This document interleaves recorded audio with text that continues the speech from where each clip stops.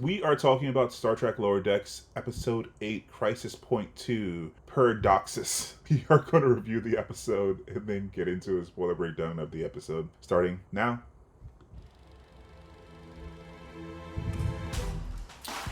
Welcome to the Nerd Social. I'm Nathan. And I'm Chandra. Hey, so the spoiler-free logline for this episode is Boimler's holodeck movie sequels tries to live up to the original. So, Chandra, what did you think of this episode? I thought it was a solid episode. Dealt with, I think, one of the things I always struggled with Star Trek, like time travel, which I hope is not too much of a spoiler, but that issue, and we see more of Boimler and his growth. So I think when they did a movie in the last season, it was more about Beckett Mariner's character going through some stuff, and I thought it was interesting that they used the same device to help another character process and grow a little bit. Yeah, it does. We were talking about this before. It like leaves you hanging. So there's a question of, do we have to wait for a whole season, or what? Is there more for this season? But it was I enjoyed it. It was a solid episode. And a very like different turn from episode 7, which I think was just pure comedy. Yeah. This was more serious and back on to get the plot that's been running through this season, I think. Yes, definitely. I don't know. So, like this episode, I don't know. It's definitely serious in parts. It's not. It's in unserious in other parts. It also advances the Tendi storyline as well, not just the Beckett. Sorry, not just the Boimler storyline. He's the main focus of this episode. I guess he's the A plot. Ironically, even though he's part of the C plot of the story that he's in, the C plot of the story that he's in. So they're playing around with story structure as part of a joke as well. And we get one poignant moment, and also some wrestling with some things that he's dealing with. But yeah, we're left with a cliffhanger, and I don't know. Every season ends in a bit of a cliffhanger, I think, but I don't know if this is the cliffhanger that's going to be resolved this season, or we only get eight episodes this season. I reached out, like we got these episodes all the way back in August, and all the way back in August they only gave us 8 episodes. The previous couple seasons had 10 episodes, so I don't know if we're getting any more episodes, or if this is the last episode of the season. Around the same time, Prodigy is going to be coming back. Prodigy is coming back on, I think, the same day, the 13th. We're of course recording this before either one of these shows debut. Hey folks, after recording this weeks ago, we got screeners from Paramount for the rest of the episodes for Prodigy Season 1, and it actually is debuting October 27th, not on the 13th. So disregard everything I'm saying here about it debuting on the 13th, and also that probably means that we're getting a couple more episodes of Lower Decks. But I think this episode is going to be on the 13th, and I think Prodigy is going to start on the 13th, so maybe it's just a handoff, and then this is the end of the season. But there was some overlap before. Like, there wasn't, I don't know, maybe, I think, now that I'm thinking about it, I think when Picard ended, Strange New World started, and when Discovery ended, Picard started. So if they're going to start Prodigy on the same day, this might be the last episode of the season. They only got eight episodes for some reason, which is unfortunate, because it is a very weird cliffhanger that they have to pick up. And it's as opposed to a whole ship-wide thing, it's a very Boimler specific cliffhanger that you're contending with. Yeah. All right. I guess we can start talking about the episode, unless you got anything. You have anything else you want to mention? Not spoiler free, because I also wonder if I thought we were going to get more resolution on a lot of things. A lot of things, particularly Rutherford's story, right? Because we know there's some like dark plot happening there, and I thought that would continue for the season. And I wonder now if Boimler and Rutherford's, maybe we should just get into spoilers, because I'm wondering if those two storylines somehow converge. Or there might be some convergence there. I can see how there could be some convergence there. I will say that there's also the plot line of Beckett's transformation as well, because I think the last time we actually checked in on that was when she was at the booth, and that archaeologist said that, look me up. Like, she's still wrestling with whether or not she wants to be in Starfleet, and that doesn't really, a little bit of a spoiler, that's not resolved in this episode, because we're focusing on Boimler in this episode. So I hope this isn't the last episode of the season, but if it is, I guess, I don't know, I guess those storylines go on to the next season, because I guess also technically the Tendi storyline is also another thing that we're contending with in this episode as well. So yeah. All right, we should should get into spoilers so we can actually talk about it, because we're actually dancing around things. All right, so if you enjoyed the conversation, share, like, and subscribe. We really appreciate it. It really helps the channel out. Small thing, but it helps us grow, helps us create more content like this. Really appreciate it. All right, so spoilers ahead. All right, I don't know. Like, what do you want to start with this? Do you want to start with like what's bothering Boimler, or do you want to start from the beginning? I guess we can start with. I guess we can start with what's bothering Boimler. What's his main emotional arc in this episode? So he finds out very early on from Ransom that William dies, and that he gets that information very early on in the episode. Before that, we don't get it at the beginning. We don't get it at the beginning. No, we don't get it at the beginning, but we do see what he acts like before he gets that information, and then after that information. Because before that information, he's very gung-ho about the sequel to the program that he wrote last season. Was it last? Sorry, in season 1. I think it was in season 1, which he got that. Yeah. So because I think we ended with the Packlets, but before that we got her holodeck episode. The holodeck episode that was his holodeck movie, but she edited it. So this is his sequel, and he's really excited about it. And there's just so many ridiculous things that he wrote into this that are just, I guess, Easter eggs. It's like making fun of Star Trek. Yes. You would never have 3 Romulan sisters on a ship, because that's not how their culture is organized. But they obviously are doing a riff on the Dora sisters from TNG, the Klingon sisters. There's also a joke very early on in the episode about the Kelvin timeline when they're talking, when I think Beckett said something along the lines about the plot of them being in an alternate universe played by younger versions of themselves. Yeah. But yeah, you also alluded to the fact that his main plot is about time travel. And they basically just make fun of the fact that a bunch of time travel episodes and movies don't make sense either. The origami, or the chronogami. The chronogami. They have the standard Star Trek explanation. When he comes back from Ransom, they go to some institute and they get this explanation, and they're using the graphics from the 80s to show the explanation as well. And Rutherford is, these graphics are so sweet. And you're like, okay. I'm not sure if you're watching Andor. Like, Andor is trying to be more faithful to like how original Star Wars was made in the 80s. So when you look at the graphics on the screens, it's all that wireframe graphics that you would see in the 80s, because you couldn't have textures on top of those wireframes. That would require a lot more memory. So it's basically the same sort of thing. That was hilarious to see. It was, wait, why are we doing this? Yeah, anyway. So like so we see him acting differently in the briefings, because he's obviously wrote like a love interest for himself that he was no longer interested in, and no one understands. I guess no one really notices how he's acting except for Beckett, because she's like, why did you make her so hot if there's not going to be a subplot here? And she's like, sorry, bye, ladies. Yeah, that was funny. So yeah, he goes off. She notices, but she's not really sympathetic to like, she doesn't actually ask him like what.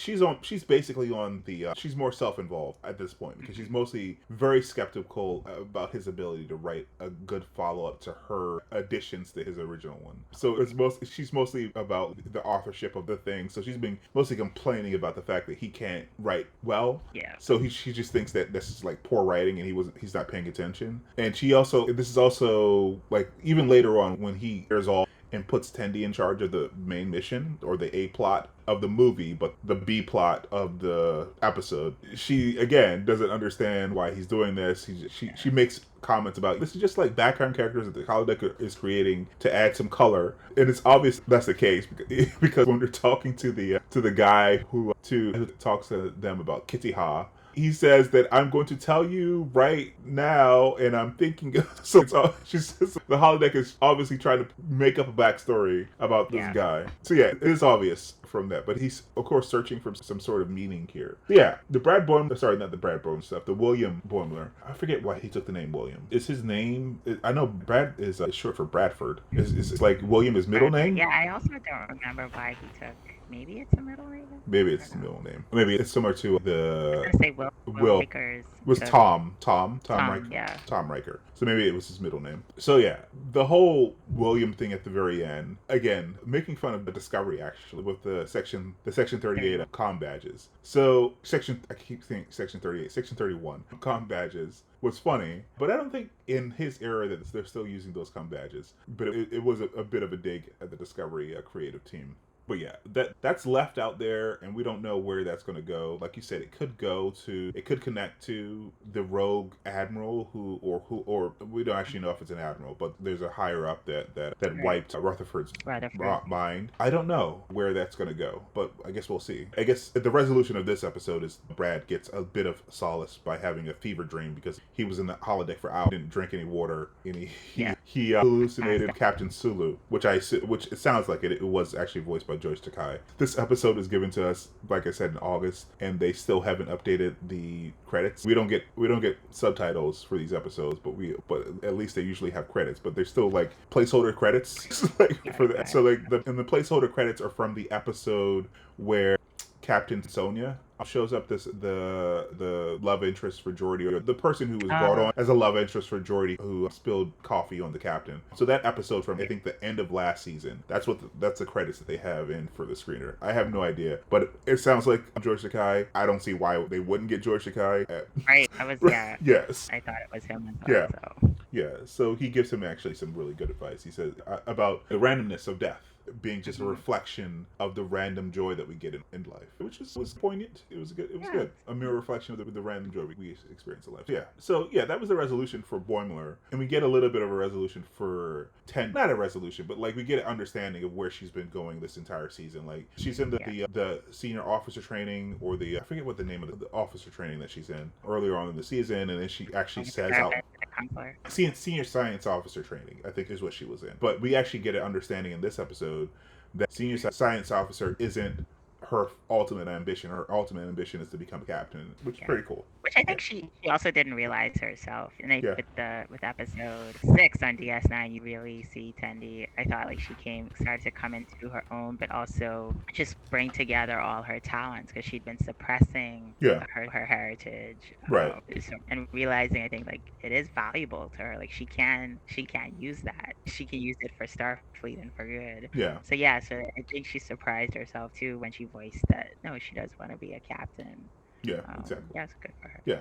I appreciate that Rutherford's attitude changed immediately once he realized. Yeah, he wasn't taking it seriously at all until he figured out that it was important to her. The simulation was important to her because it let her like play this role in a safe environment, but also maybe play out some of the things that she actually wanted to do. So yeah, he definitely took it seriously afterwards. And she does save the day in a very Star Trek way. Goes back and uses time travel to reverse the sisters, the triplets. Original theft. Yeah. So yeah, both of those get good resolutions, but like you said, the Rutherford storyline and also the Beckett storyline are still dangling out there. I don't know if Beckett is going to leave Starfleet. They hint at the possibility of her eventually leaving. That's the path that she's going to, because like at the beginning of the season, I think I mentioned that I was a little annoyed that they were going backwards with her, but it seems like where they're going with her is that she has grown, but Starfleet is not a good fit for her. We don't know, because like I said, this seems like this might be the last episode of the season, so I don't know. Yeah, there's also Vulcan. Was it? Yeah, the Vulcan from last season. They definitely should need to pick up that thread. I want her to show up. Yeah, we talked about that a couple weeks ago. I want her to show up.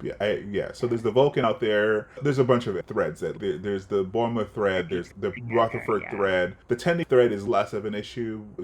I guess she's going to continue on her path. Boimler has said since season 1 that he wanted to be a captain, but that we'll see if he ever gets there. But I think Tendi is a little bit more together than he is. I think she's probably going to get there. And yeah. But where Beckett is going to be, I don't know. I can see she having a completely different life, but in the Federation, because she's been high ranked before. She's been a high rank before, and she's been bust down a couple times, I think, is what they said. Yeah. All right. Did we miss anything? I think we got everything. All the things that actually happened in the plot of the episode doesn't really matter because it was a simulation. It was mostly the journey for the characters, like the journey for Rutherford and the journey for Tendi. They had a bunch of random, like I said, Easter eggs in there, or not necessarily Easter eggs, because like they were made up things to make fun of other Star Trek things. Like the title sequence was very ornate, similar to I think the second Star Trek movie with the giant title sequence. So I think that's what they were sending up. like I said, the time travel stuff was definitely something that they were standing up and making fun of.